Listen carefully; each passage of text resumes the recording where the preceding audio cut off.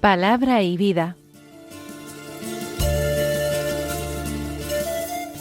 Con el padre Manuel Horta, desde Sevilla.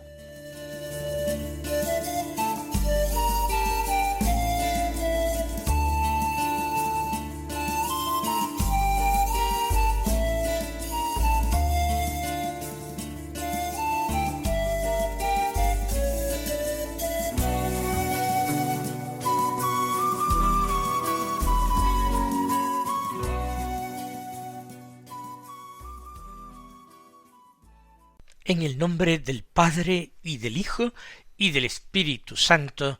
Amén. Alabados sean Jesús y María. Muy buenos días, queridos amigos, oyentes de Radio María y seguidores del programa Palabra y Vida.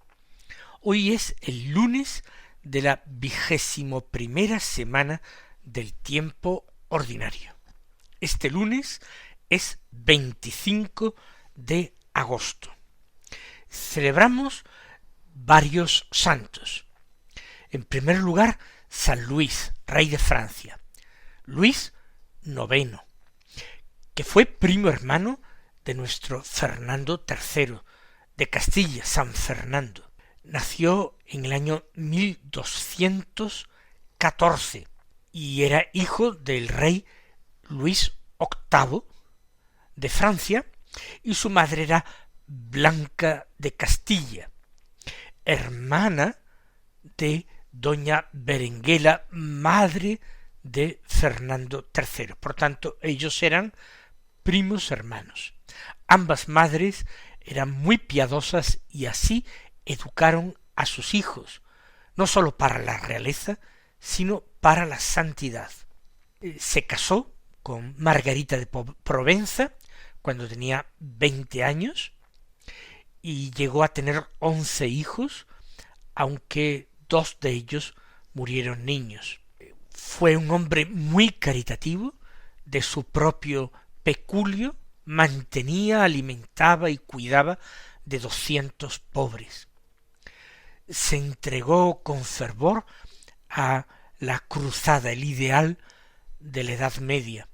Aunque obtuvo algunas grandes victorias, como la de Damieta, en el delta del Nilo, en el año 1249, sobrevino una enfermedad contagiosa, la peste, se le llamaba entonces, al ejército, que quedó muy disminuido y entonces fue vencido por los musulmanes y él hecho prisionero. Estuvo mucho tiempo en prisión y solamente fue soltado a cambio de un fuerte rescate. Fue un hombre lleno de nobleza, de elegancia, firme en sus decisiones de gobierno, pero al mismo tiempo clemente para con los pobres y decidido a que en su reino se hiciera siempre la justicia. En su tiempo se fundó la Universidad de la Sorbona por Roberto Sorbón, y él apoyó esta fundación, incluso hospedó y sentó a su mesa a Santo Tomás de Aquino. Fundó algunos monasterios, construyó iglesias.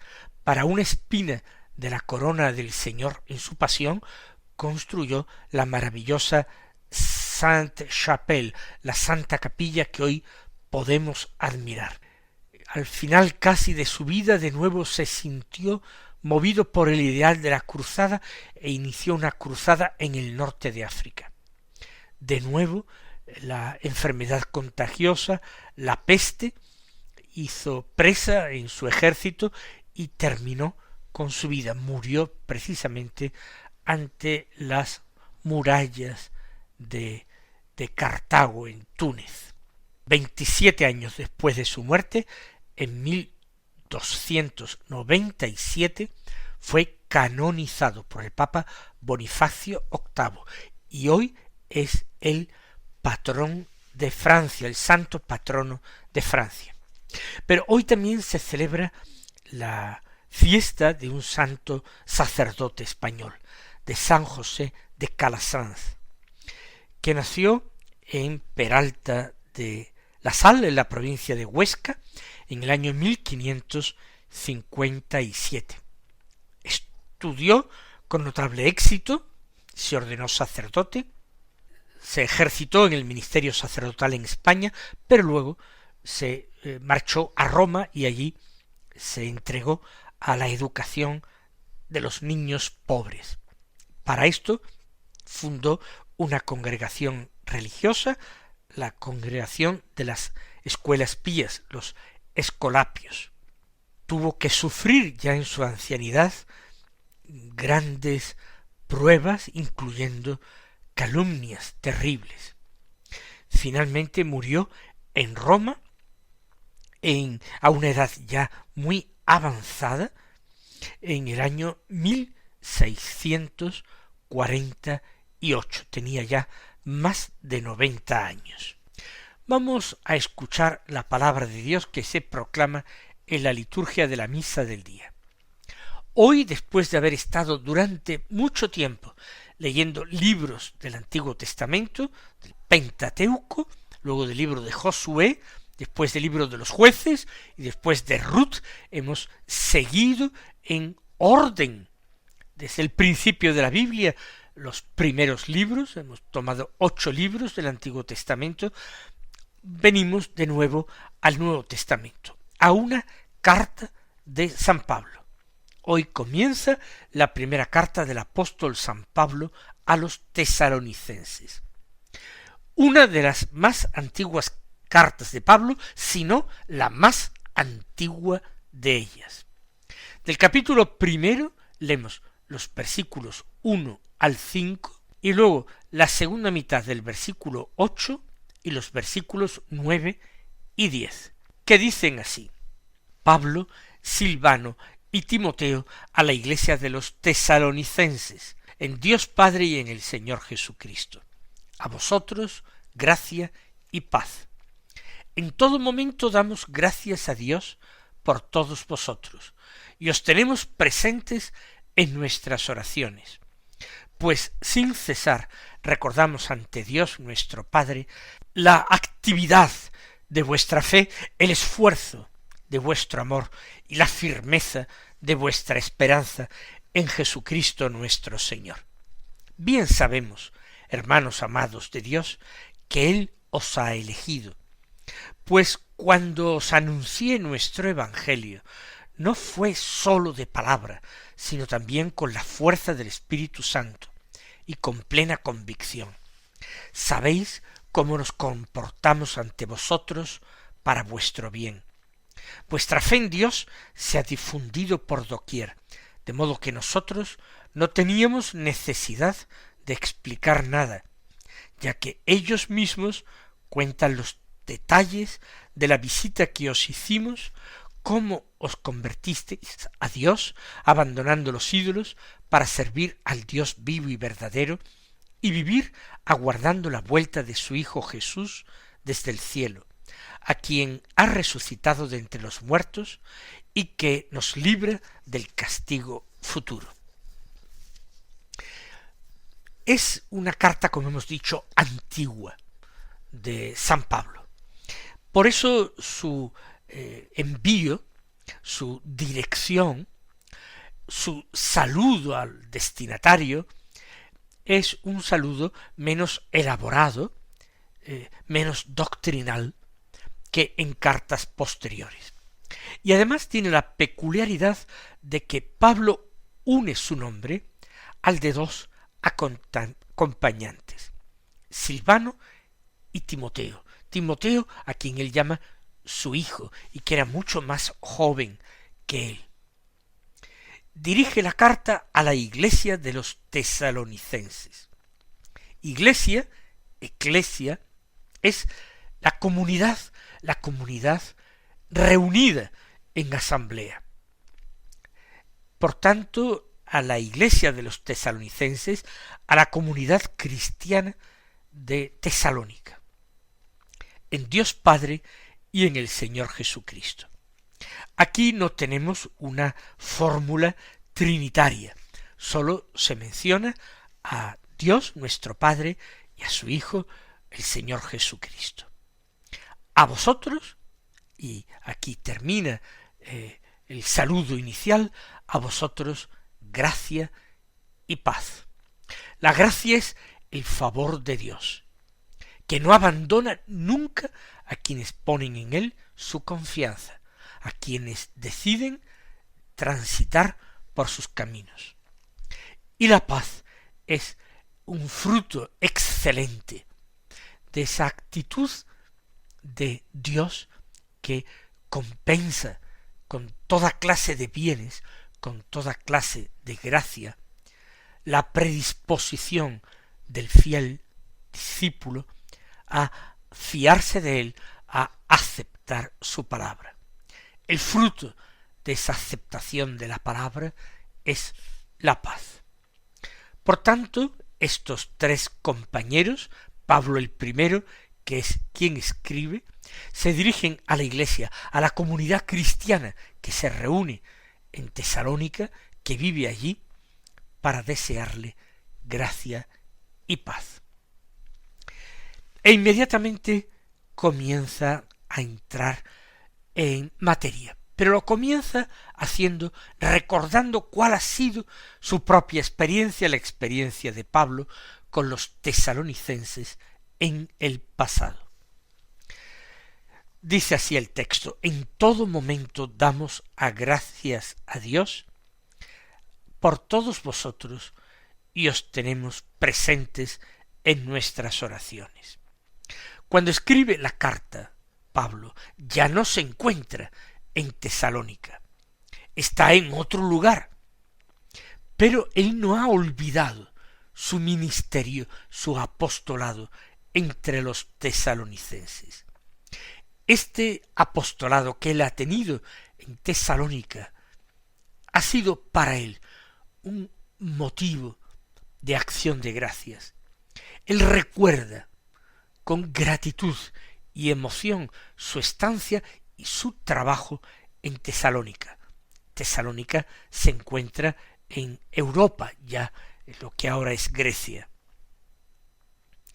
Y por eso damos gracias a Dios por vosotros y os tenemos presentes en nuestras oraciones.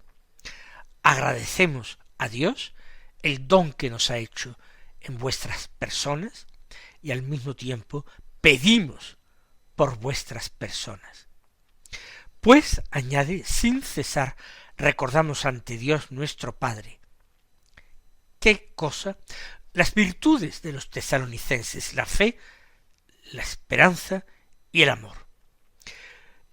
Y va adjetivando cada una de las virtudes que menciona en este otro orden, fe, amor y esperanza, las va apellidando con un adjetivo.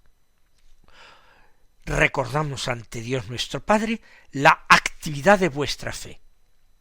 ¿Qué quiere decir con esto? Que la fe de los tesalonicenses no es una fe muerta, no es una fe que se limite a palabras, a dichos, sino que es una fe activa, una fe que se traduce en obras, una fe que se encarna en la vida.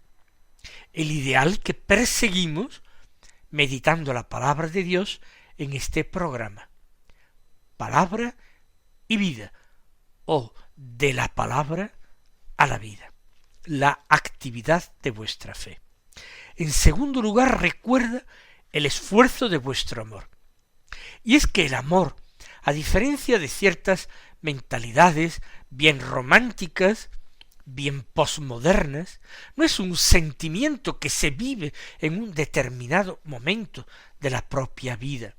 Recuerdo una película, por otra parte divertida, entrañable por momentos, en que los jóvenes protagonistas tenían como lema: primero lo hacemos y después ya vemos. Es una magnífica descripción, un magnífico lema para la persona posmoderna. Es la acción, pero una acción que no brota de la reflexión, brota de las emociones.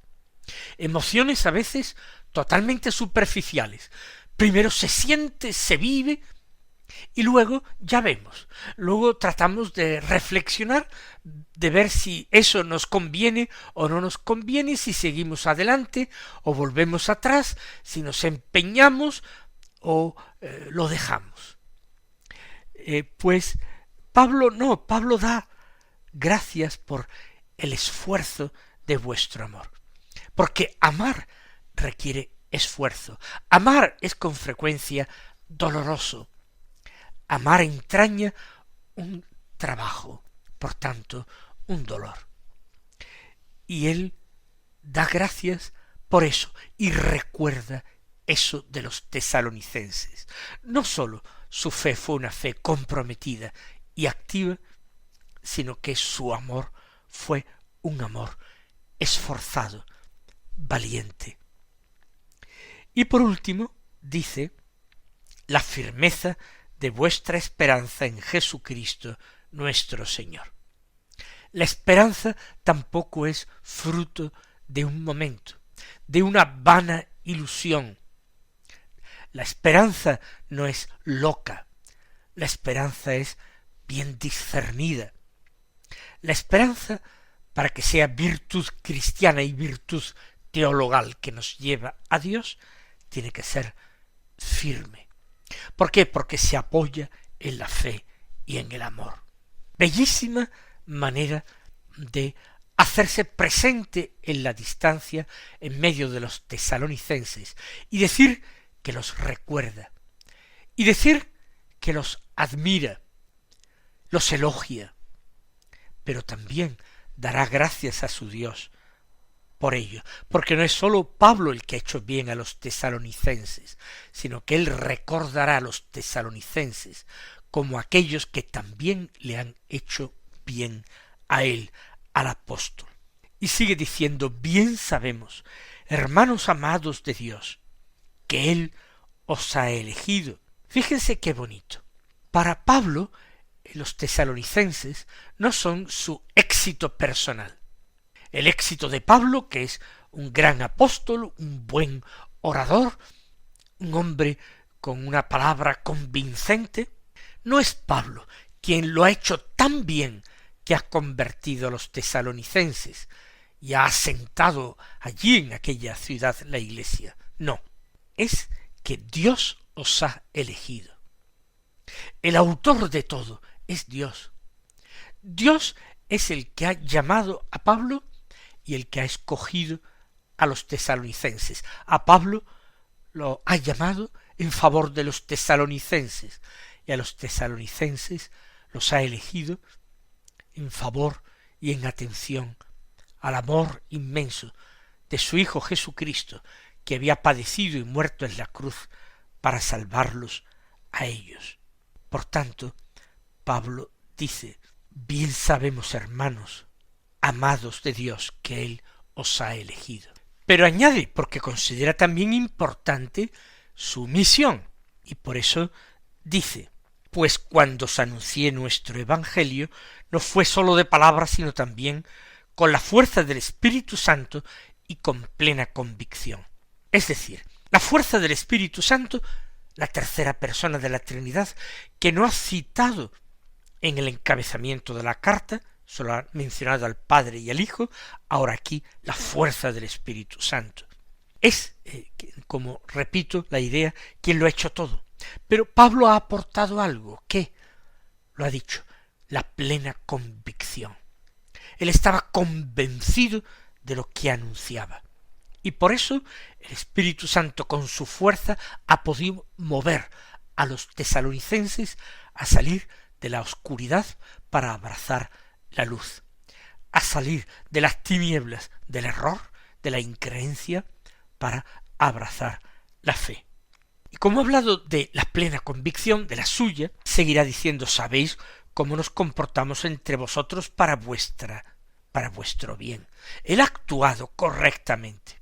Pero el fruto es que vuestra fe en Dios se ha difundido por doquier, de modo que nosotros no teníamos necesidad de explicar nada, ya que ellos mismos cuentan los detalles de la visita que os hicimos. Lo ha tenido muy fácil Pablo, no se quiere colgar medallas. el Espíritu Santo en acción ha conseguido que cualquier predicador de la palabra, por inútil humanamente que él fuera, ha podido cosechar un gran éxito, alcanzar una buena cosecha en ese campo de Dios. Por tanto, dice, ¿cómo os convertisteis a Dios abandonando los ídolos? Habrá muchas historias personales detrás de esta afirmación. Lo verdaderamente complicado y duro se tornó fácil y sencillo en virtud de la fuerza del Espíritu Santo que acompañaba las palabras de Pablo. Y abandonasteis los ídolos no para empobreceros, para quedaros sin nada, para quedaros sin una protección o una esperanza, al contrario, para servir al Dios vivo y verdadero. Los tesalonicenses ganaron con aquel cambio. Aunque abandonar aquello a lo que uno está acostumbrado, a lo que se ha hecho, no es fácil. Uno se encariña con lo antiguo y a veces desconfía de las novedades. No así los tesalonicenses, que con tanta generosidad decidieron cortar con su vida pasada, rechazar a los ídolos y servir al único Dios verdadero, a ese Dios que es un Dios vivo. Y esto continúa diciendo, para vivir aguardando la vuelta de su Hijo Jesús desde el cielo, a quien ha resucitado de entre los muertos y que nos libra del castigo futuro. Esto último es algo verdaderamente grandioso. ¿Por qué? Porque todo se termina en esperanza. Hay que aguardar. Todavía no está el pleno cumplimiento de las promesas. Hay que esperar. Y hay que esperar algo que no se apoya en motivos humanos. La vuelta de Jesús desde el cielo. Pero Jesús no ha sido anunciado como aquel que ha muerto por los pecados de los hombres, el que ha sido crucificado. Sí, pero a quien ha resucitado de entre los muertos. Los tesalonicenses han aceptado la principal verdad de la fe, el fundamento de la fe, verdaderamente el fundamento de la esperanza y también el fundamento del amor. Dios ha hecho eso, ha resucitado a su Hijo de entre los muertos, una verdad difícil de creer para la razón humana. Y esta muerte y esa resurrección han sido salvadoras. Por eso nos libra del castigo futuro, del castigo merecido por nuestros pecados. Y en tanto, para eso está la Iglesia, para una espera, aguardando la vuelta de su Hijo Jesús desde el cielo. Mis queridos hermanos, que siguiendo la doctrina de San Pablo, que es palabra de Dios, nosotros creamos, amemos y esperemos como nos enseña. Que el Señor os colme de sus bendiciones y hasta mañana si Dios quiere.